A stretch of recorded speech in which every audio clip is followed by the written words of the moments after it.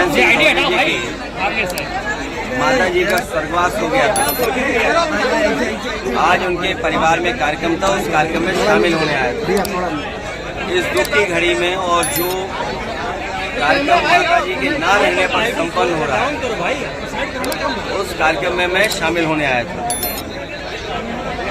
ये कन्नौज क्षेत्र और इनका गांव और आसपास का क्षेत्र हम लोगों के लिए नया नहीं है।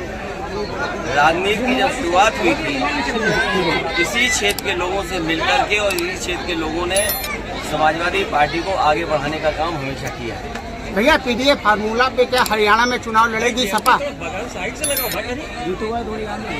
ये कहाँ चुनाव लड़ना है ये पार्टी तय करेगी और भविष्य में समाजवादी पार्टी राष्ट्रीय पार्टी कैसे बने उस दिशा में समाजवादी कार्यकर्ता नेता हम लोग लगातार काम करते रहेंगे। भैया कल मुख्यमंत्री ने कहा है लाल टोपी वालों के काले कारनामे अब सामने आ रहे हैं, क्या कहेंगे?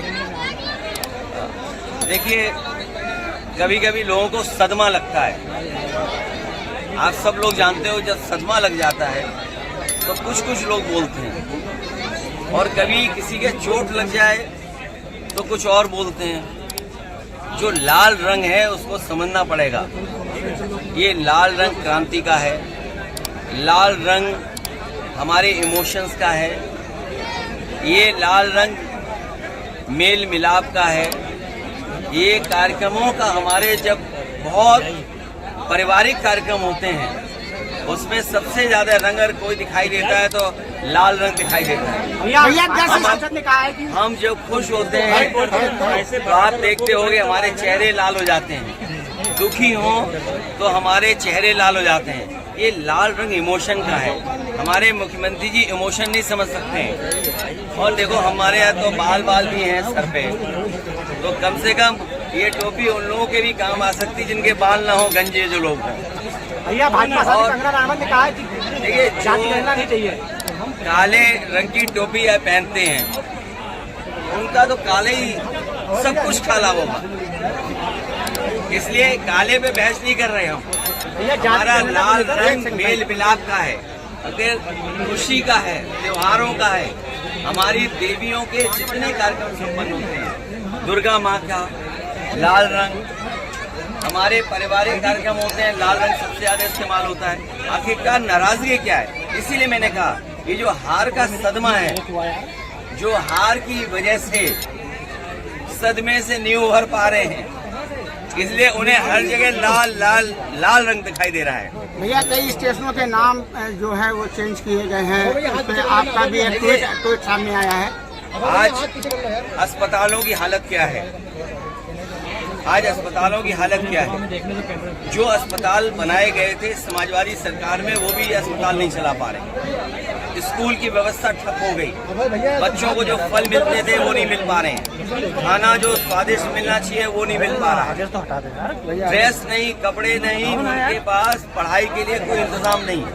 और जो महंगाई बढ़ गई है, इन्हें लाल रंग याद आ रहा है, लेकिन जो महंगाई बढ़ गई उसका याद नहीं आ रहा है इनको। जो बेरोजगारी फैली उसके बारे में नहीं बोलेंगे। तो ये तमाम सवाल हैं जिन सवालों का सरकार के पास जवाब नहीं। और ये कन्नौज के लोग क्यों भूल जाते हो?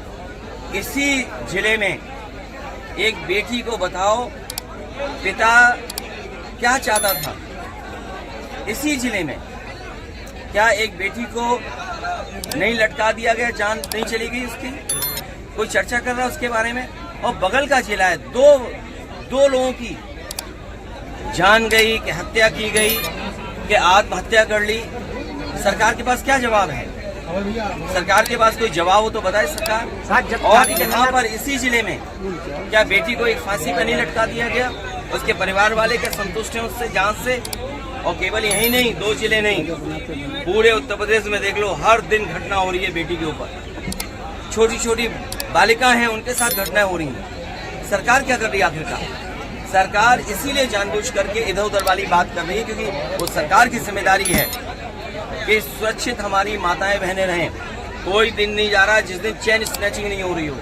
सीसीटीवी में हम लोग देख रहे हैं, लगातार वो घटनाएं मिल रही हैं, सूचनाएं मिल रही हैं। आप देखिए पूरे उत्तर प्रदेश में जो हमारे व्यापारी हैं उनके यहाँ लूट हो रही, सुल्तानपुर में करोड़ों रुपए की लूट हुई, सरकार क्या सो रही थी? सोचिए, दिन दहाड़े लूट हो गई, सीसीटीवी में कैद है, हर कैमरे पे चल रहा है, हर न्यूज चैनल पे चल रहा है।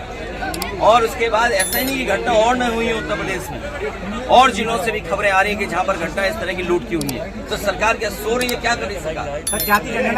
अयोध्या में सर्किट रेट से जमीन बनाने का प्रस्ताव आया। देखिए, गरीबों से जब जमीन ले ली गई, जब गरीब ये मांग कर रहा था कि वहाँ पर सर्किट रेट बढ़ा करके 4 गुना और 6 गुना मुआवजा दिया जाए, तो सरकार ने वहाँ का न सर्किट रेट बढ़ाया, न किसानों को मुआवजा देने के लिए वो इंतजाम नहीं किया। और जो बड़े लोगों ने, कारोबारियों ने, और खासकर बीजेपी के लोगों ने जमीन ले ली, बीजेपी के लोगों को मुनाफा मिले, वो ज्यादा पैसा कमाएं। गरीब जो जानकार नहीं था, उसको जानकारी नहीं थी, वो सस्ते में जमीन बेच गया, सस्ते में ले ली। और अब जब जमीनें बीजेपी के लोगों के पास पहुंच गई, बड़े कारोबारियों के पास जमीन पहुंच गई, तो सर्किट रेट बढ़ाया जा रहा, जिससे उन्हें मुनाफा ज्यादा हो। हम लोगों की ये मांग थी कि किसानों से जमीन ली जाए तो सर्किट रेट बढ़ा करके ली जाए, तब सरकार ने सर्किट रेट नहीं बढ़ाया। गरीब हमारा किसान वो समझ नहीं पाया, उसकी जमीन जब बीजेपी वालों ने दूसरों को बिकवा दी, खुद खरीद ली, उसके बाद उनको मुनाफा पहुंचाने के लिए सर्किट रेट बढ़ाया जा रहा है। कंगना रनावत जाती जनगणना के लिए मना कर रहे हैं। मैं इस पे कुछ नहीं कहूँगा, इसमें बीजेपी के लोग अपनी सफाई दें। और याद रखना, बीजेपी वाले कई बार रणनीति अपनाते हैं कि अपने लोगों से कुछ ऐसी बात कहलवाते हैं। भैया पैगंबर इस्लाम बिल लाने की मांग की गई है कि हजरत